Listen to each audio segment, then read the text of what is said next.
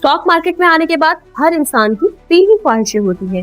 पैसा गाड़ी महंगा घर। लेकिन जो शख्स रोजाना स्क्रीन देखता है उसकी ये तीन ख्वाहिशात कभी भी पूरी नहीं होती, क्योंकि रोजाना स्क्रीन देखने वाला महंगा खरीदता है और सस्ता बेचता है, जबकि स्क्रीन ना देखने वाला सस्ता खरीदता है और महंगा बेचता है। मैं तो अपनी स्क्रीन वीक में सिर्फ एक बार ही देखती हूँ। आप लोग कितनी बार देखते हैं? अस्सलाम वालेकुम, मैं हूं नादिया नवार। सुबह बखैर और आप देख रहे हैं पाकिस्तान शेयर मार्केट अपडेट्स। नाज़रीन, बात करेंगे top trending stocks of the day की। जी हाँ, और हमारे साथ, जैसे कि आप लोग जानते हैं कि इस प्रोग्राम में हमारे साथ मौजूद होते हैं ताहा खान, और जो है वो टेक्निकली हमें मार्केट के बारे में भी बता रहे होते हैं, और आज के top trending stocks of the day कौन से हैं वो भी हम उनसे जानते हैं। जी ताहा। जी अस्सलाम वालेकुम। KC 100 इंडेक्स और टॉप पिक्स के टेक्निकल व्यूज़ देख लेते हैं। आई होप सब लोग अलाइन होंगे अब तक, जिसमें हमने ये बात कही थी कि मार्केट यहाँ पर करेक्शन मोड के अंदर आ सकती है, थोड़ी सी साइडवेज रह सकती है विद लोअर वॉल्यूम। हम देख रहे हैं मार्केट जब जब ऊपर आ रही है। कल के दिन भी यही एक्टिविटी हमने ऑब्जर्व करी। हमारे पास 187,800 की जो सपोर्ट थी वो इंटर डे के अंदर बड़ी अच्छी तरीके से रिस्पेक्ट हुई है, और मार्केट फ़िलहाल इससे ऊपर ही ट्रेड करी है, जो कि अच्छा बुलिश साइन है। डाउन साइड के ऊपर ये गैप नज़र रखिएगा, मार्केट इस गैप को फिल कर सकती है, और मज़ीद हम एक्सपेक्ट कर सकते हैं कि 184,300 तक भी मार्केट यहाँ से आएगी। अनटिल अनलेस जब तक हमारे पास अच्छे वॉल्यूम्स या थोड़ी सी साइडवेज करेक्शन नहीं होती, यहाँ से जो अपसाइड रैली भी बनेगी वो भी फिर शॉर्ट टर्म ही होगी। वो इस तरह का फिर हमें पैराबोलिक मूव देखने को नहीं मिलेगा। स्क्रिप्ट्स के ऊपर नज़र डाल लेते हैं। सबसे पहले हमारे पास क्रीसेंट स्टील है। क्रीसेंट स्टील जो लोग फॉलो करते हुए आ रहे हैं, हमें तकरीबन 120 रुपीज़ के ऊपर हमने हाईलाइट कर दिया था कि यहाँ पे अगर इसका ब्रेकआउट हो जाता है, जो आप देखेंगे इसने जब ब्रेकआउट किया उसके बाद नेक्स्ट डे ही ऑलमोस्ट उस लेवल को रीटेस्ट किया है। उसके बाद हमारे अपसाइड के टारगेट 136 भी हिट हुए, और उससे ऊपर भी मार्केट ने तकरीबन 143 144 का हाई लगाया। अब थोड़ी बिगर पिक्चर की बात करें कि अब इसमें क्या करना चाहिए फ्रेश पोजीशन के हवाले से। तो यहाँ पर मुझे एक डबल टॉप फॉर्मेशन लग रही है कि मार्केट ने जब 22 अप्रैल 2025 में एक हाई पोस्ट किया था, वही हाई दोबारा से आकर यहाँ पर टेस्ट हो गया जनवरी के महीने के अंदर। अब जो लोग फ्रेश पोजीशन बनाना चाहते हैं उनके लिए एक दफ़ा हम वीकली चार्ट देख लेते हैं, और वीकली चार्ट के अंदर हम थोड़ी सी और बिगर पिक्चर की बात करेंगे।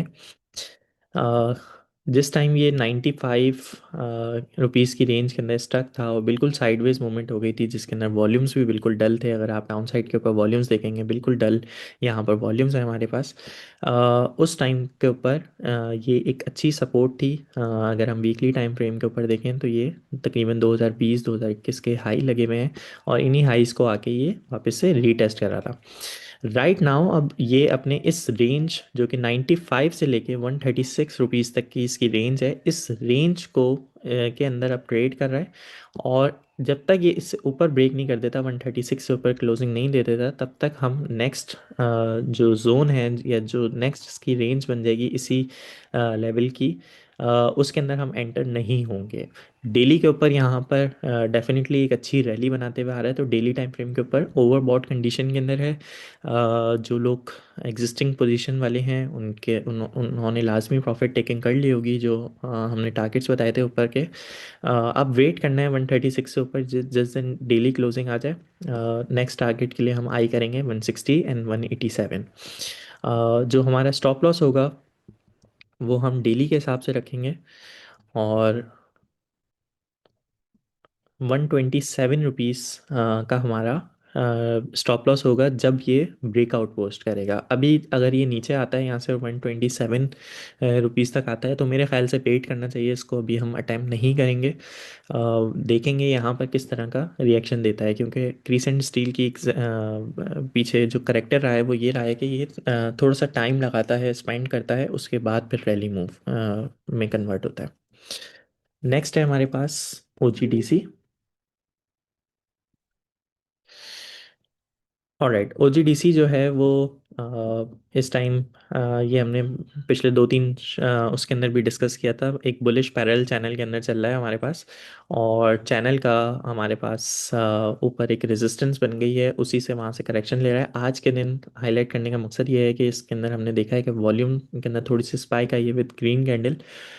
लॉन्ग पोजीशन जो बनेंगी वो 333 से अपवर्ड में बनेंगी। जब ये 333 से ऊपर क्लोज कर देगा तब हम इसके अंदर मज़ीद लॉन्ग पोजीशन बनाएंगे, और अगेन हमारे पास जो टारगेट्स होंगे वो अब नेक्स्ट रेंज के हो जाएंगे हमारे, जो कि 386 तक हमारे पास प्राइस आएगी। अंटिल देन कोई फ्रेश पोजीशन नहीं बनाएंगे इंडेक्स, क्योंकि हमें करेक्शन मोड के अंदर लगता है। तो ये इंडेक्स ओरिएंटेड स्क्रिप्ट है OGDC। ये हमारे पास सपोर्ट के ऊपर आ सकता है। आपको अभी 330 चल रहा है, 315 रुपये भी आपको दिखा सकता है, और वापस से आके ये सपोर्ट पे 290 के ऊपर भी एक दफ़ा टेस्ट कर सकता है। तो दो प्लान अगेन शेयर कर रहा हूँ। अगर डिप पर मिलता है 310-12 के पास या फिर 290 के पास, तो यहाँ पर बुलिश अटैम्प होगी। अदरवाइज 333 का वेट कर लें, जब इससे ऊपर क्लोजिंग दे दे तो हमने लॉन्ग पोजीशन बनानी है।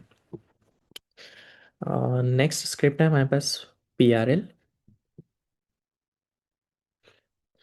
और PRL भी हमने काफ़ी टाइम से डिस्कस किया हुआ है, और ये भी एक रेंज के अंदर है जहाँ पे हम देख रहे हैं दूसरी रिफाइनरीज, ख़ासतौर पे अटक रिफाइनरी और नेशनल रिफाइनरी के अंदर थोड़े से मूव बने हैं। PRL जो है वो लैग कर रहा है, बट टेक्निकली अगेन ये एक अच्छी रेंज के अंदर ट्रेड हो रहा है। इसकी रेंज के ब्रेक होने का वेट करना है।